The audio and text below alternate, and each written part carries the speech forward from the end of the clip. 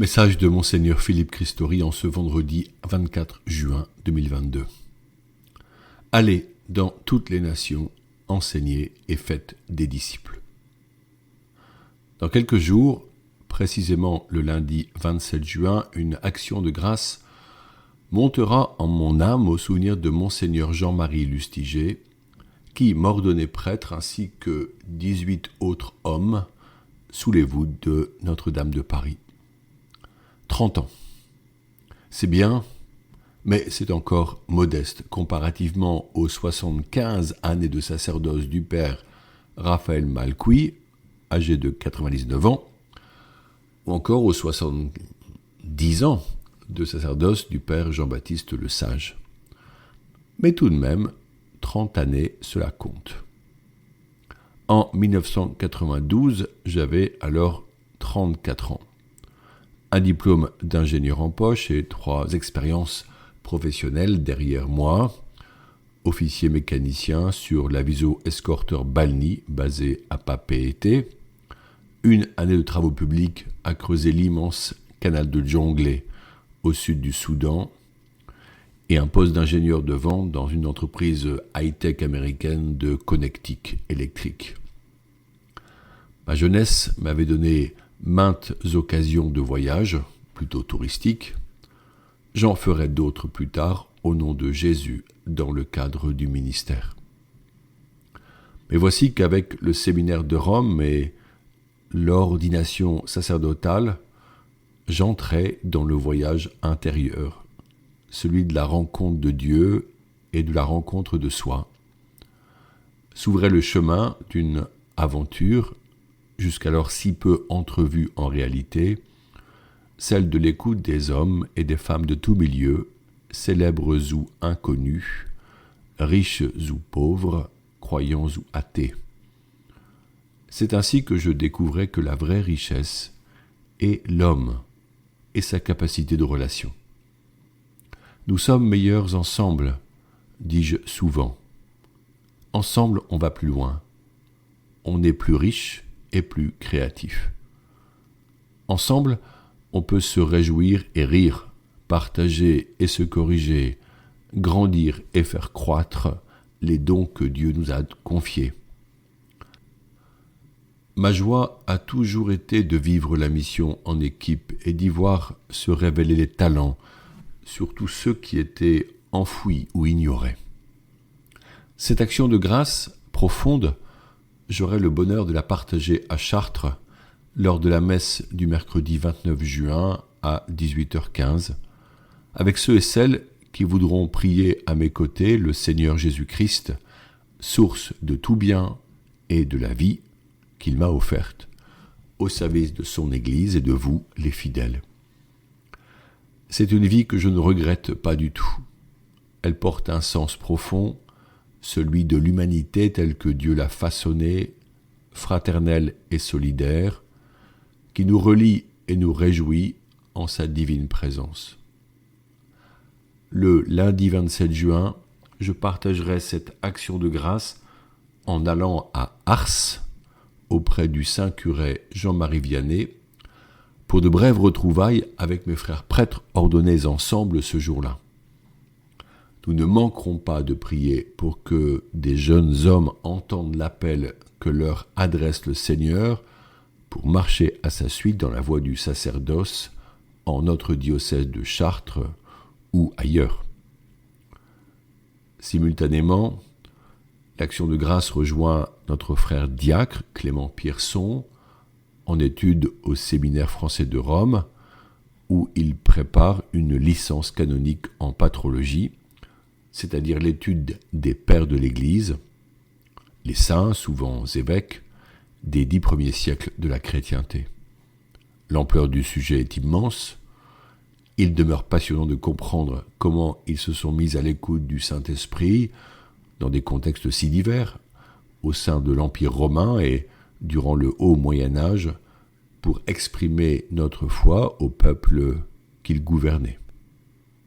Ce Clément sera ordonné prêtre en notre cathédrale de Chartres le dimanche 3 juillet à 15h30 et je compte sur la prière et la présence des Euréliens pour l'accompagner dans le don de sa vie pour l'Église au sein de notre diocèse de Chartres. Le prêtre est une figure à part. L'expression est des Actes des Apôtres tirée d'une scène qui se déroule à Antioche.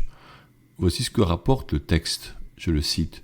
« Un jour qu'ils célébraient le culte du Seigneur et qu'ils jeûnaient, l'Esprit Saint leur dit « Mettez à part, pour moi, Barnabé et Saul, en vue de l'œuvre à laquelle je les ai appelés. » Acte 13 au verset 2. L'Esprit est le protagoniste de ce choix, c'est sa grâce qui accompagne ceux qui sont interpellés, et il nous est dit qu'il s'agit d'une œuvre missionnaire. Ils vont prendre la mer sur un navire vers Chypre, Patmos, Antioche de Pisidie et d'autres lieux. Comme l'appel de l'Esprit conduit ses disciples de Jésus vers des rivages inconnus, ainsi le prêtre s'abandonne dans les mains de sa mère l'Église pour son futur ministère. Clément achèvera ses études l'année prochaine à Rome avant d'être en ministère parmi nous en septembre 2023. Souvent, ne nous est-il pas demandé de préciser ce qu'est le prêtre ? Il est un homme mis à part et pourtant appelé à être avec ses fidèles, tel un berger qui veille derrière, parfois au milieu ou encore devant son troupeau. Le prêtre se fait le frère, l'ami et le père des fidèles, ne craignant pas de prendre sur lui l'odeur des brebis, odeur qui représente l'humanité parfois heureuse et souvent souffrante de tous ses fidèles. Le prêtre est mis à part, non pas pour être distant et froid, au risque de paraître indifférent, mais pour célébrer au nom de Jésus-Christ les saints sacrements et premièrement la messe. Si celle-ci fut célébrée par Jésus la première fois au cours d'un repas, manifestant l'importance de la dimension communautaire et fraternelle, la messe est essentiellement le sacrifice de Jésus opéré sur la croix du Golgotha quand il meurt pour prendre sur lui tout le mal et tout le péché du monde, afin de sauver l'humanité entière de la mort éternelle. Si nous croyons en Dieu, comme d'ailleurs bien des humains non chrétiens, catholiques, nous croyons que Jésus, Verbe divin fait chair, s'est offert lui-même dans un abaissement total pour sauver sa création et la reconduire au divin cœur du Père. Ainsi, notre foi n'est pas un bonus pour une vie plus facile ici-bas, mais un don anticipant notre propre résurrection en vue de la vie préparée dans l'éternité. Cette perspective, dont le prêtre manifeste l'absolue grandeur en offrant sa propre vie dans un célibat pour le royaume, dit combien ce royaume importe magistralement. Il est notre destinée. Le prêtre se donne corps et âme comme témoin de l'amour infini de Dieu qui saisit toute sa vie.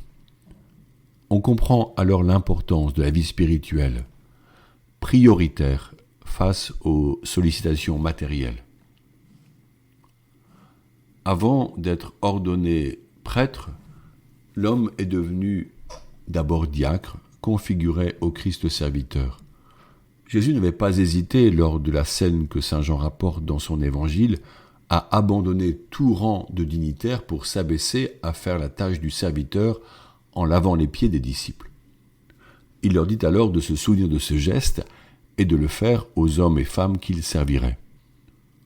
Le prêtre reste un diacre et dans la forme tridentine de la messe, le célébrant peut revêtir une dalmatique, vêtement liturgique propre du diacre, sous sa chasuble pour se rappeler que tout acte sacramentel est un service. N'arrive-t-il pas au prêtre d'être appelé pour donner le viatique à une personne qui mourra quelques heures plus tard ? Le père Jean-Pierre Homva me l'a rapporté tout récemment. J'en fis l'expérience moi-même, ayant l'intuition de visiter une cousine en fin de vie, au milieu de la nuit, dans un grand hôpital parisien où j'arrivais en taxi, cherchant dans les étages où elle pouvait se trouver, réveillant son papa qui dormait dans la chambre près de sa fille, priant avec lui avant qu'elle ne décède à 5 heures du matin. Beaucoup de prêtres rendent humblement ce service aux malades, dans la discrétion de leur ministère, apportant le réconfort au nom de Jésus. Ils sont simplement présents et à l'écoute. Le prêtre doit se faire aussi serviteur de la joie, car un prêtre triste fait un triste prêtre. Comment pourrait-il témoigner de la joie de la foi avec une face de carême, pour reprendre la fine expression du pape François? Si l'on pense que l'on fera sérieux en étant fermé et strict, je ne pense pas que l'on puisse laisser passer la tendresse et la compassion. Cela est parfois difficile, car le prêtre est souvent témoin de nouvelles douloureuses. La maladie d'une personne, le suicide d'un jeune, l'accident qui laisse impotent, lui sont confiés par des familles qui ont besoin de son écoute. Alors, il lui faut se plonger en Dieu pour tout lui remettre, prendre le temps de la prière, au moins 2h30 par jour, afin de vivre l'ensemble des temps demandés, liturgie des heures, messe, chapelet, oraison ou adoration, lectio divina. Ce choix, vous laïcs, devez le soutenir, en veillant à ce que le prêtre trouve le repos du corps, mais aussi de l'âme, en faisant ces travaux que vous feriez mieux que lui, et qui ne sont pas strictement propres au ministère presbytéral, en aménageant dans le presbytère un bel oratoire, en prenant le relais pour les funérailles ou la préparation des sacrements. Le temps du désert pour un cœur à cœur est nécessaire à l'équilibre profond de celui qui a donné sa vie pour Dieu.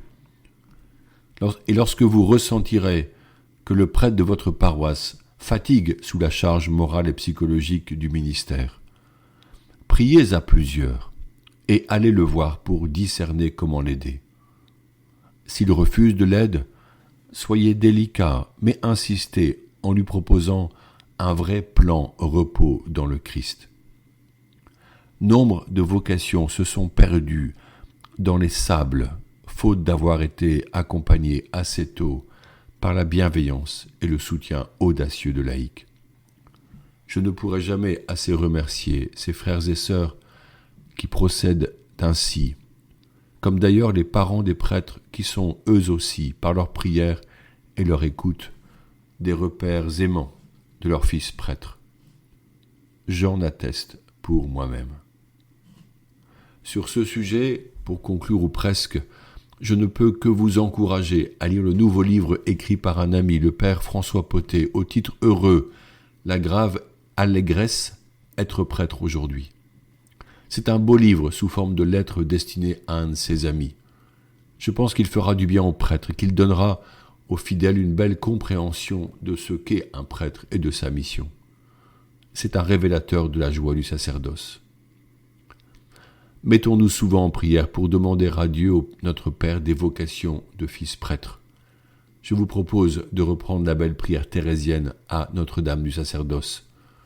Cette prière est imprimée sur de jolies cartes que je peux vous envoyer par la poste, dans la quantité que vous souhaitez, même importante. Envoyez un message mail, cela conviendra. En priant surtout en famille, au quotidien, nous sommes sûrs que des jeunes garçons entendront en eux l'appel que Dieu leur fait. Leur famille sera disposée par cette prière à les accompagner vers la vocation. Ne pleurons pas l'absence de prêtres dans nos villages si nous-mêmes ne prions pas au quotidien pour les vocations et les séminaristes. Prions maintenant avec espérance. Vierge Marie, Mère du Christ prêtre, Mère des prêtres du monde entier, vous aimez tout particulièrement les prêtres, parce qu'ils sont les images vivantes de votre Fils unique. Vous avez aidé Jésus par toute votre vie terrestre, et vous l'aidez encore dans le ciel. Nous vous en supplions, priez pour les prêtres, priez le Père des cieux pour qu'il envoie des ouvriers à sa moisson. Priez pour que nous ayons toujours des prêtres qui nous donnent les sacrements, nous expliquent l'évangile du Christ, et nous enseigne à devenir de vrais enfants de Dieu. Vierge Marie, demandez vous-même à Dieu le Père les prêtres dont nous avons tant besoin. Et puisque votre cœur a tout pouvoir sur lui, obtenez-nous, ô Marie, des prêtres qui soient des saints. Amen.